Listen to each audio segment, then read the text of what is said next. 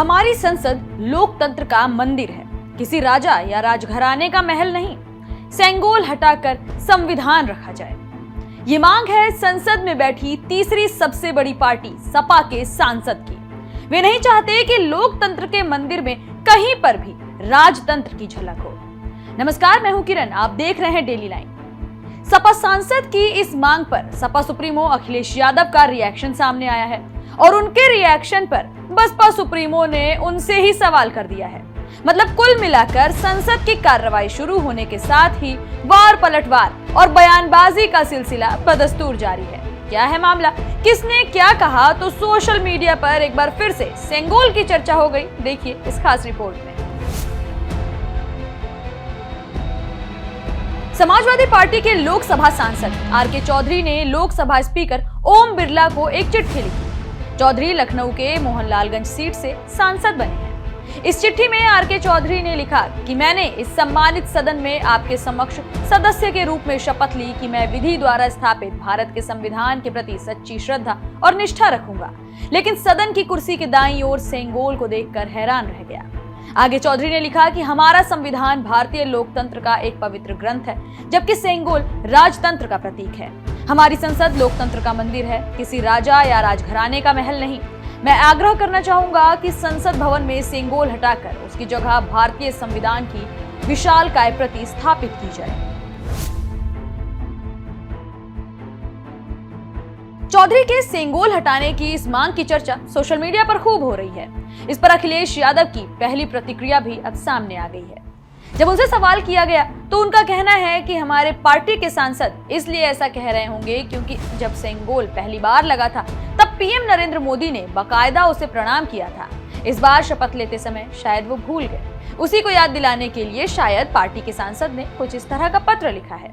वहीं जब अखिलेश से पूछा गया कि इस बाबत उनकी क्या राय है, तो अखिलेश ने कहा कि जब सेंगोल लगा था उस समय जो मेरी राय थी उसे आर्काइव से निकाल कर चलाइए। जब पीएम प्रणाम करना भूल गए तो इसका मतलब उनकी भी कुछ और इच्छा होगी।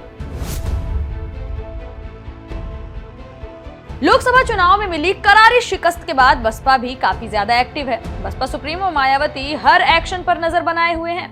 आर.के. चौधरी की इस चिट्ठी पर भी उनकी नजर पड़ी तो उन्होंने भी रिएक्शन दे दिया। मायावती ने कहा कि सेंगोल को संसद में लगाना या नहीं, इस पर बोलने के साथ साथ सपा के लिए ये बेहतर होता कि पार्टी देश के कमजोर उपेक्षित वर्गों के हितों में और आम जनहित के मुद्दों को लेकर केंद्र सरकार को घेरती। दूसरी बार मायावती ने यह भी लिखा कि सच्चाई ये है कि पार्टी अधिकांश ऐसे मुद्दों पर चुप ही रहती है और सरकार में आकर कमजोर वर्गों के खिलाफ फैसले लेती है, महापुरुषों की भी उपेक्षा करती है। इस पार्टी के सभी हथकंडों से जरूर सावधान रहें। बसपा सुप्रीमो मायावती की पोस्ट पर लोगों के भी तमाम रिएक्शन सामने आ रहे हैं। डॉक्टर मोनिका सिंह नाम की एक यूजर ने लिखा कि सारी जिम्मेदारी अखिलेश ने ही ले रखी है क्या? दलितों पर अत्याचार होते हैं तो आप किधर होती हैं? अगली बार प्रत्याशी भी नहीं मिलेंगे आपको। वहीं सुजीत सचान नाम के एक यूजर कहते हैं कि मायावती जी आप भाजपा में शामिल हो जाइए।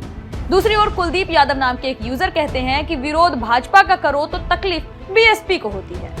यानी सोशल मीडिया पर यूजर्स का कहना है कि बसपा सत्ताधारी बीजेपी की ओर से मोर्चा संभाल रही है इस मामले पर। आपको बता दें, चांदी से बने सोने की परत वाले सेंगोल को नए संसद भवन के निर्माण के बाद लोकसभा अध्यक्ष की कुर्सी के पास स्थापित किया गया। इसे 1947 में पहले प्रधानमंत्री जवाहरलाल नेहरू को दिया गया और रस्मी राजदंड यानी जो सेंगोल है उसे इलाहाबाद संग्रहालय की नेहरू दीर्घा में रखा गया और इसे नए संसद भवन में स्थापित करने के लिए दिल्ली लाया गया था। उस वक्त भी सेंगोल को लेकर सत्ता और विपक्ष के बीच तमाम वार पलटवार हुआ था, खूब बयानबाजी हुई थी और इस बार 18वीं लोकसभा के गठन के बाद भी कुछ वैसा ही हो रहा है। फिलहाल के लिए इतना ही। देश और दुनिया से जुड़ी तमाम खबरों से अपडेटेड रहने के लिए बने रहिए डेली लाइन के साथ। वीडियो को लाइक करें, शेयर करें और चैनल को सब्सक्राइब करना बिल्कुल ना भूलें।